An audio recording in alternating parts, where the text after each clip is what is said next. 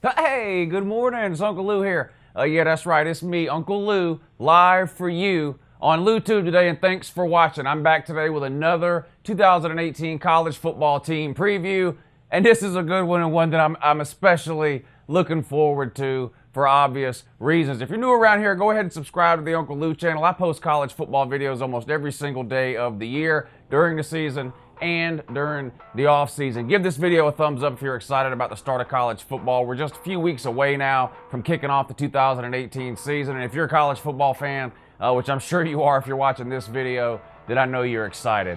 But anyway, let's get right into today's preview of none other than my Georgia Bulldogs. Let's go!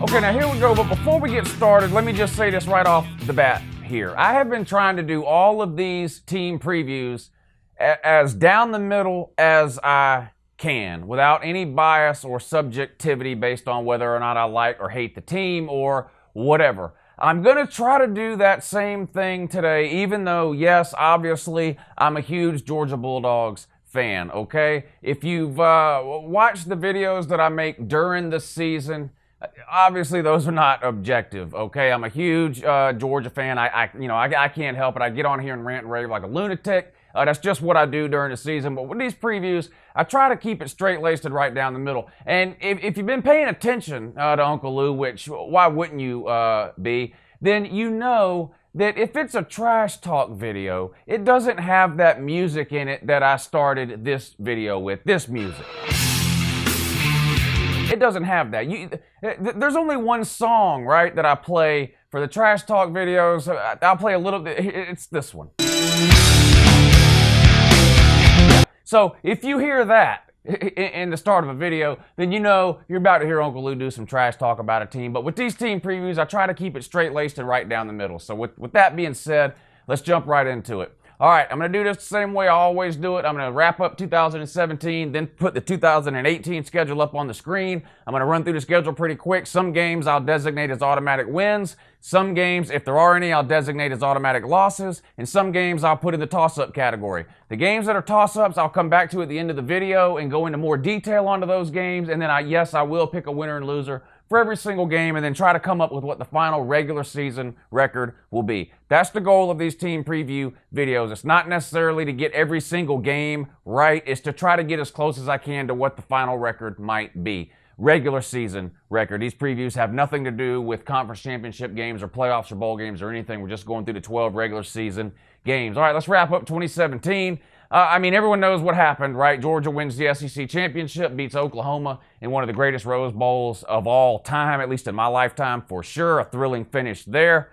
Comes home, basically, to Atlanta, take on the king of the hill, the greatest dynasty in the history of sports, Nick Saban's Alabama Crimson Tide. Take it to the wire with them, and then lose that one in overtime. Losses did Georgia have last year outside of that game, though? Well, they lost one regular season game, right? That was on the road at Auburn. And let's remember that when we go into the 2018 schedule. I don't want to give too much away yet. But let's remember Georgia lost during the regular season on the road at Auburn last year, okay? And their only other loss, Alabama in the Natty game. So Georgia finishes 13-2, SEC champs. Rose Bowl chance winning the playoff game and come up a little short in the national title game against Alabama. So a pretty good season for Georgia. Better season they've had in a long, long time. Yes, Georgia fans were upset to lose the national title game. We wanted that game real bad. But you won't find a Georgia fan anywhere who's disappointed in last year's season, right? I know this is a trash talk channel, so people want to get in the comments and say, well, if you don't win at all, your season is pointless and all that. That's just not true. Now, maybe for Alabama, yeah, they've won, 5 titles in 9 years, something like that. So maybe if they're not winning a natty, their fans could care less. But for Georgia and most other teams on the face of the planet, a season like Georgia had last year is an amazing season. It was unbelievable for me, the emotions of a fan. You guys know, if you're a fan, emotion is tied up in this game. So, I had a hell of a time last season. Can't wait for this season to start. But anyway, Here's the 2018 schedule.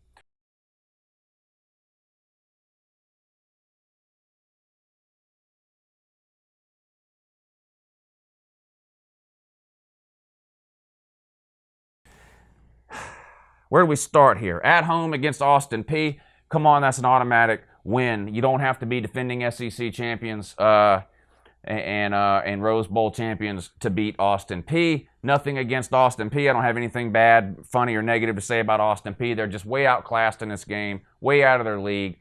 Georgia will take the field here, week 1. This is a 3:30 kickoff. It's already been announced at home in Athens Sanford Stadium. They'll hoist that SEC championship banner from last year. I don't know if there's any Rose Bowl. I don't know what'll go on with that, but they'll hoist the SEC banner before the game starts, and that'll be the most exciting thing you see that day. Georgia will run all over them. This game will be a massacre. Week 2. Jump right into the SEC schedule here on the road at South Carolina. This game has been the subject of a lot of debate and discussion during the course of this offseason. I know a lot of South Carolina fans personally and through the channel here that are very, very high on South Carolina. If you've been watching me in the offseason, you know I'm pretty high on South Carolina too. I've said multiple times, I think this could be the best team South Carolina has had since those 11-win teams under Steve Spurrier from 7-8 years ago, whenever that was. So I'm high on South Carolina. This is a road game for Georgia. Never easy to win on the road in the SEC. South Carolina's got some returning talent. I put that game in the toss-up category. All right, so we'll come back to that one at the end. I'll talk some more about it, and I'll pick a winner and a loser. Week 3, we come back home, take on Middle Tennessee. That's a win. Another team that's just outmatched. Nothing against Middle Tennessee, but let's be real. If you're in the state of Tennessee and you're a football team, pretty much owned by the University of Georgia. It's just that simple. Week 4, another road trip. So we're home, road, home, road. A lot of travel here. Week 4, we go on the road at Missouri. Missouri, a dangerous offense. Drew Lock, probably the best passing quarterback in the SEC. Missouri's problem, not a whole lot else around him, right? Particularly on the defensive side of the ball, which is a little weird for Missouri. When they first came into the SEC, they were sort of known as a defensive team. They had elite defensive lines, put a few guys into the NFL, some high draft picks, and their offense was kind of the issue. They did win the East a couple of times before getting ran over in the SEC title game, but they were pretty good as like a defense-first type of team. You look at them now, it looks more like the Big 12 teams you see today. Drew Lock throws the ball 40, 50 times a game. Their defense is non-existent. It's Swiss cheese. They win a lot of games 50-40. They lose a lot of games 50-40. Georgia's going to go up there and beat Missouri. Would I be surprised if Missouri put some points on the board in this game? No, I wouldn't be surprised. Saw the game last year. Missouri came out. Drew Lock had a lot of success in the first half. I believe they scored, was it 3 touchdowns they scored in the first half? 2 or 3 touchdowns they scored in the first half. We made some adjustments at halftime. We were able to pretty much shut them down in the second half, which was something Georgia was able to do on a couple of different occasions last year. Halftime adjustments and really turned the game around at halftime. Oklahoma, I'm talking to you, and some other teams too. So it won't surprise me if Drew Lock has a good game here. Won't surprise me if Missouri keeps this game close for a little while. I just don't think Missouri is talented enough, deep enough, or well coached enough, to be honest. I'm not a huge fan of their coach to win this game. I have to give Georgia a win here at Missouri. All right, that takes us into week, 5, home game against Tennessee.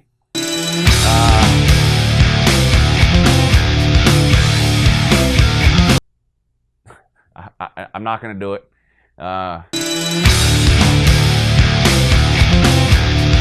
Should I do it? I'm not going to do it. I'm going to hold off. Week 5 at home against Tennessee. Tennessee brings in Jeromy Pruitt. Never coached a game before. Who's going to be Tennessee's quarterback? Is it going to be Guantanamo Bay? Is it going to be the guy that wasn't good enough to play at Stanford, so he transferred in? Not sure. Doesn't matter. Georgia's going to win this game. They're just more talented right now. Jeromy Pruitt. Is Jeromy Pruitt going to be a good head coach or a bad head coach? Nobody knows. Any Tennessee fan tells you they know for a fact Jeromy Pruitt's going to be a great head coach, they're lying. Any Georgia fan or Florida fan or anyone else that tells you they know he's going to be a terrible coach, they're lying too. The only thing I can say with certainty about Jeromy Pruitt this year is I feel like a first-year head coach is going to make some mistakes at some point in the season. I look even back to Kirby Smart's first year at UGA. I can find 2 losses that UGA had in 2016 that you could put on coaching. Now there's always a lot of things that go one way or another in a game. It's always hard to pin a win or a loss on any one thing. But the point is, new coaches have a learning curve. How long is Jeromy Pruitt's learning curve going to be? Longer than week 5. I can tell you that. This is not going to be good for Tennessee. The last time Tennessee played a game in Athens, Georgia, was the famous Dobbs heave it Hail Mary play that beat Jacob Eason and the Georgia Bulldogs in the last second of the game. Basically, heartbreaking loss for UGA. Georgia gets revenge here. I'm sure Kirby will be looking to try to use that game as motivation, because let's be real, when you're playing Tennessee, you got to look for any type of motivation you can find, because they're just a terrible team. All right. Now, the following week, so 2 home games in a row here. Tennessee at home, then we get Vandy at home. Sorry, Vandy, we beat you. Same situation. Vandy beat us at home in 2016, too. On homecoming! Yeah, I know. You've all seen that video. Went absolutely berserk after that game in 2016. But anyway, you come back. You know what? I should have looked. I didn't even check if I hope they scheduled this game as homecoming again. I don't know if they did or not. But anyway, Georgia will get another revenge here on you, and they'll whip you without a problem. Vandy, you guys have seen the Vanderbilt preview by now, right? It should have come out a couple of days ago. It's kind of hard for me to keep track, because really, when you're watching this, I'm at the beach. It's really like Saturday afternoon here right now, like July 14th. But you're probably watching this next Friday or something. Anyway, that doesn't matter. But the point is, Vandy's going to have a rough season, and this is one of those games you just don't have a chance to win, Vanderbilt. I'm sorry. All right, now that takes us another road trip out west again at LSU. Georgia rarely makes this trip. This is our rotating game. Of course, play Auburn every year, rotate home and home, and then we rotate through the other SEC West teams. This one's on the road at LSU. LSU has a reputation of being a tough place to play there, especially if the game happens to be at night. I have no clue if this game will be at night or a 3:30 game. I have no way of knowing. I know for a fact LSU wants it to be a night game, but LSU wants every game to be a night game. So we'll see what the TV type people, we'll see who picks up this game. If CBS picks it up as the game of the week, it'll be 3:30. If CBS picks up another game with the first option, then ESPN will probably pick this game up, and it'll be a 7:30 or 8 o'clock or even 9 o'clock because of the time zone game. So who knows? Anyway, Ed Orgeron back. Not impressed with him as a head coach. That's no secret. Have been following me. I think this guy's in way over his head. LSU now, probably one of the most talented teams, not just in the SEC, but in the country. All you got to do is look in the NFL if you don't believe me. They put 5, 6, 7, 8 players in the NFL, seems like every single year. Their problem has been on the offensive side of the ball. They've reminded me a lot of Florida over the last few years. Just can't get anything going at the quarterback position. LSU did have an advantage over Florida with having a couple of elite running backs, at back-to-back times with Fournette and then Darius Geis. Of course, those guys are gone now. LSU doesn't have a single player on their team that's ever scored a rushing touchdown. I put this as a toss-up, though, because it is on the road at LSU. That takes Georgia into our bye week, and, of course, our bye week comes every year, the week before Halloween and the week before the Georgia-Florida game in Jacksonville. Traditionally, one of the biggest games of the year for Georgia fans and Florida fans. It's played in a neutral site every single year. Jacksonville, Florida, world's largest outdoor cocktail party. That's what it's called. It doesn't matter what else they're pretending to call it on TV for politically correct reasons or whatever. It's the world's largest outdoor cocktail party. Florida, they bring in Dan Mullen. Is he an upgrade over Jim McElwain? No way to know. I know McElwain has 2 division championships and Mullen has 0. I know McElwain beat some ranked teams from time to time. I know Mullen has the worst record in the history of the AP poll against ranked teams. I know Dan Mullen is at his best when he has an elite quarterback, Dak Prescott, Nick Fitzgerald.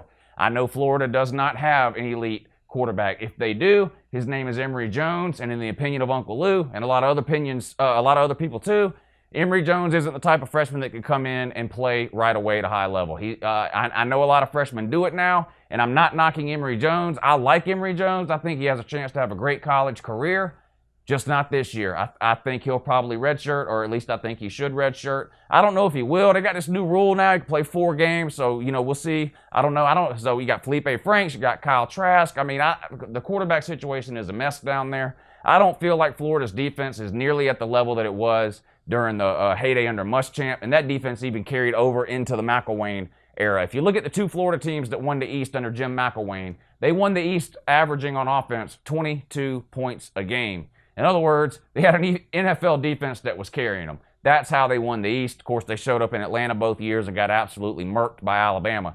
2 years total, combined rushing stats. Florida versus Alabama in the SEC championship game. Florida had a combined total in those 2 games of 0 rushing yards. Offense non-existent for the Gators. Now, can Dan Mullen make it a little bit better? Probably. Can he make it better enough this year to make a serious run at the SEC? No. Talent's not there. Recruiting isn't where people thought it would be either with Mullen. I think I gave Georgia a win here. We dominated them last year, 42-7. Yeah, I know McElwain had one foot out the door at that point, and the season was pretty much lost. 13% of Florida's team was suspended for the entire year, or 12 or 13% of their scholarship players. You get 85 scholarships, they had, 11 players out. I just don't think Florida is that good of a team right now, honestly. Was some of what happened last year McElwain's fault? 100%. Florida's not a 4-win team. I mean, Florida should be winning 7 or 8 games minimum under any circumstances, no matter who the coach is. So you got to put some of that on McElwain. But I don't think they're talented enough to beat Georgia this year. I didn't even bother putting this as a toss-up. I just gave Georgia the win. All right, then we go on the road at Kentucky. I like Benny Snell, but where's the Kentucky quarterbacks? There ain't none. Kentucky doesn't have a single quarterback on their roster that's ever taken a college snap, okay? That's bad news. Now, at least you get Georgia late in the season, so whoever you decide to play at quarterback will have 7 or 8 games of experience by this point. Ain't gonna matter. Kentucky's just not that good. I do like Benny Snell, but Benny Snell alone does not a great team make. And you got to have a great team this year to beat Georgia, and you ain't doing it. I'm just sorry, you're not. Georgia gets that win. All right, then we host Auburn, the only team that beat Georgia last year. But they beat us in Auburn, and that's important when you're talking about Auburn. Why? Well, because they suck on the road. They're terrible on the road. They currently have a, 2-game losing streak, don't they? Yeah, 2-game losing streak. Where at? On the road. They can't win out of the state of Alabama, it seems like. Lost at Clemson, lost at LSU last year, lost in Atlanta twice. Gus Malzahn been there 5 years. He's got 1 bowl win. Guess where that bowl game was played? In Birmingham, the Birmingham Bowl. They can't win outside the state. I know Auburn tells me they've got 8 running backs on their roster that are elite. My problem with believing that is the last 2 years, Auburn has had exactly 1 running back that they've used 95% of the time throughout the entire season. Gus Malzahn has ran that running back into the ground, and by the end of November, the guy can barely walk, and of course, that's what Auburn blames all the losses on, is having 1 injured running back. Now, all of a sudden, they have 8. I'm not buying it. I've got a few question marks about Auburn's offensive line. I've got some serious question marks about them at the wide receiver position. I hate it for that. I can't remember the guy's name. I'm sorry, Auburn fans, for not remembering his name, that blew his knee out in the offseason. I don't like any injuries, but Jesus, man, an offseason injury just is the worst, isn't it? So I hate that happened to him. Now, Auburn's front 7, elite. Elite. No doubt about it. I just don't think Auburn's good enough to win this game on the road. They beat Georgia and Alabama last year at home. Spoiler alert, Alabama gets revenge too. Auburn's dropping both of those games this year. All right, next to the last game, we have Umass at home. Win. Umass, who is that? I don't know. They almost beat Tennessee last year. Keyword, almost. That means they're terrible. Because if you didn't beat Tennessee, you're an awful team. So Umass is awful, and they'll get blown out. And then Georgia Tech at home, automatic win for Georgia. We own Georgia Tech this century. They beat us 3 times this century. Georgia's got the triple option figured out. Paul Johnson, I don't get it. They keep giving this guy raise after raise, extension after extension, getting recruits that nobody wants. Their current quarterback, I'm not kidding, is about this tall. If you don't believe me, watch a Georgia Tech game. When that guy walks up to the line of scrimmage and squats down behind the center to take the snap, you cannot see him. All you can see is the tip top of his helmet. The guy can't be taller than 5'5". Anyway, point is, Georgia Tech doesn't have what it takes to beat Georgia this year.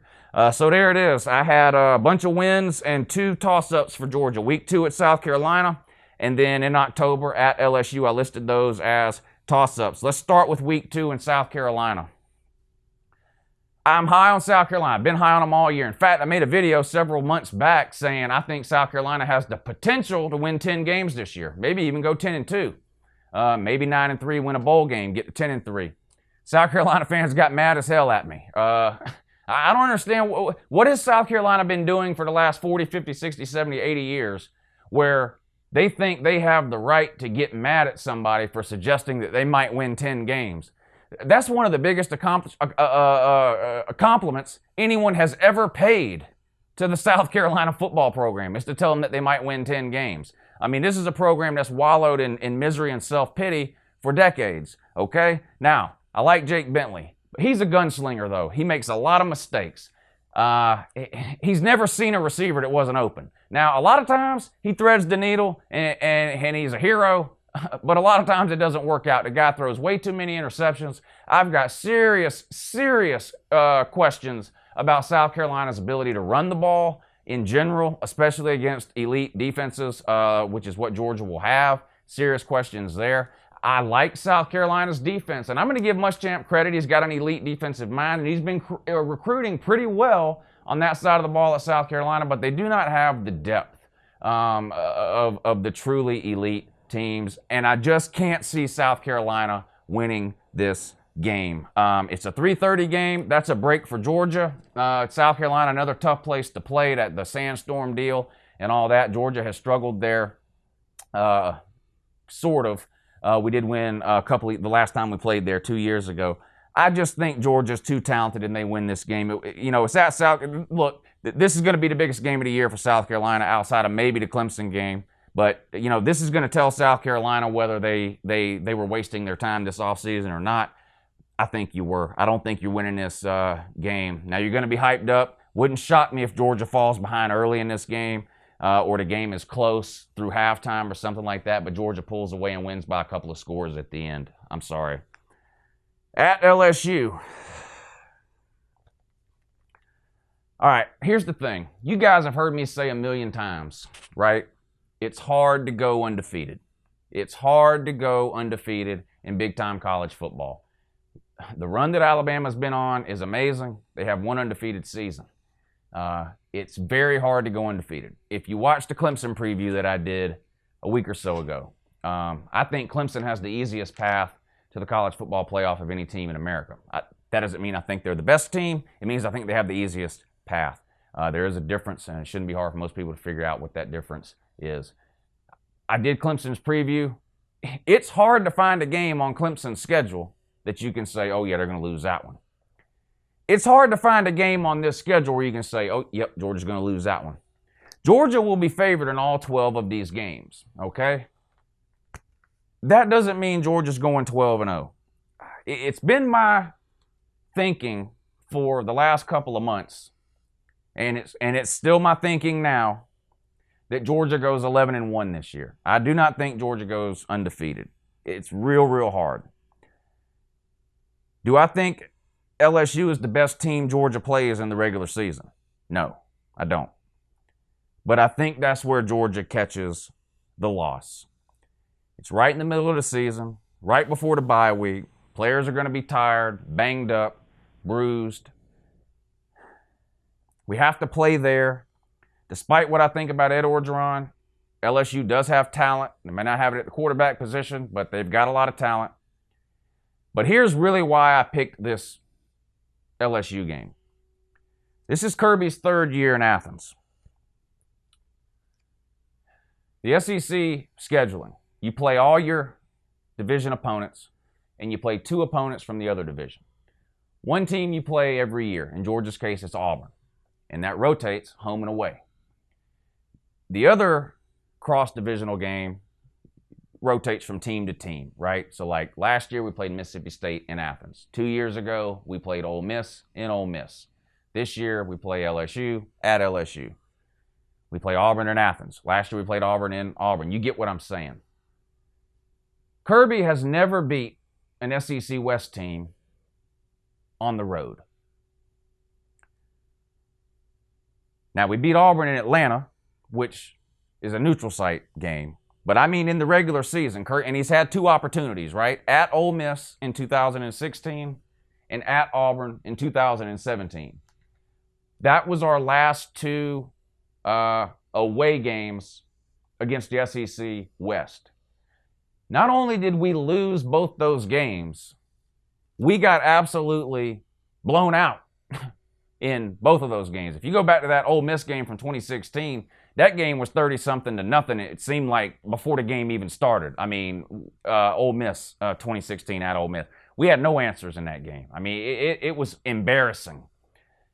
For the first Auburn game last year, the one during the regular season in Auburn, Auburn ran the ball down our throat. Stid Baloney threw the ball all over us. Jake Fromm couldn't pass the ball. We couldn't run the ball. Chubb and Michelle were ineffective. The offensive line got dominated.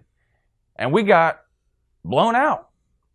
So Kirby Smart's UGA team has taken two road trips against SEC West teams during the regular season, and he's 0 for 2. I have to pick a loss somewhere. That's sort of my own rule. I just don't think a team can go undefeated. So congratulations, LSU. You get a pointless, meaningless win over UGA. We're still winning the East at 11-1 and beating the hell out of whatever sacrificial lamb the SEC West sends to Atlanta. So that's just what it is. Accept it and deal with it. And I'll see most of you during the season. Of course, I got plenty more previews coming from other teams. I know some people only watch the Georgia videos or the season videos. So you know what's coming. But I tell you what, though. Look, listen. Even though Georgia's about to beat the absolute hell out of 11 of those teams, and then some other poor SEC team in Atlanta in the SEC championship game, even though we know that's true, I still hope everyone watching has a great morning.